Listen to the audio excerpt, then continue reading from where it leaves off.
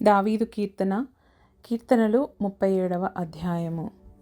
చెడ్డవారిని చూచి నీవు వ్యసనపడకుము, దుష్కార్యములు చేయువారిని చూచి మత్సరపడకుము. వారు గడ్డి వలెనే త్వరగా ఎండిపోవుదురు, పచ్చని కూర వలెనే వాడిపోవుదురు. యెహోవా యందు నమ్మిక ఉంచి మేలు చేయుము, దేశమందు నివసించి సత్యమును అనుసరించుము. యెహోవాను బట్టి సంతోషించుము, ఆయన నీ హృదయవాంఛలను తీర్చును. నీ మార్గమును యెహోవాకు అప్పగింపుము, నీవు ఆయనను నమ్ముకొనుము, ఆయన నీ కార్యము నెరవేర్చును. ఆయన వెలుగును వలె నీ నీతిని, మధ్యాహ్నము వలె నీ నిర్దోషత్వమును వెల్లడిపరచును.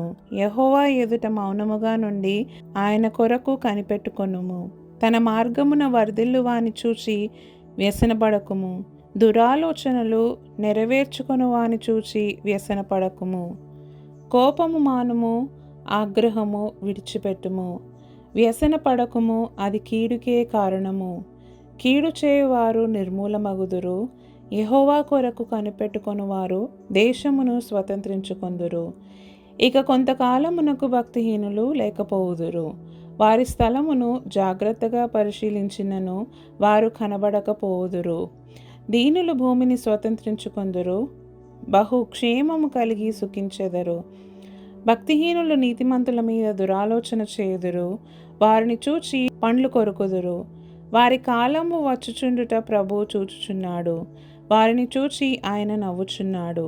దీనులను దరిద్రులను పడద్రోయుటకై, యథార్థముగా ప్రవర్తించు వారిని చంపుటకై భక్తిహీనులు కత్తిదూసి ఉన్నారు, విల్లెక్కు పెట్టి ఉన్నారు. వారి కత్తి వారి హృదయములోనే దూరును, వారి విండ్లు విరువబడును. నీతిమంతునికి కలిగినది కొంచెమైనను బహుమంది భక్తిహీనులకున్న ధన సమృద్ధి కంటే శ్రేష్టము. భక్తిహీనుల బాహువులు విరువబడును, నీతిమంతులకు యెహోవాయే సంరక్షకుడు. నిర్దోషుల చర్యలను యెహోవా గుర్తించుచున్నాడు, వారి స్వాస్థ్యము సదాకాలము నిలుచును. ఆపత్కాలమందు వారు సిగ్గునొందరు, కరువు దినములలో వారు తృప్తి పొందుదురు.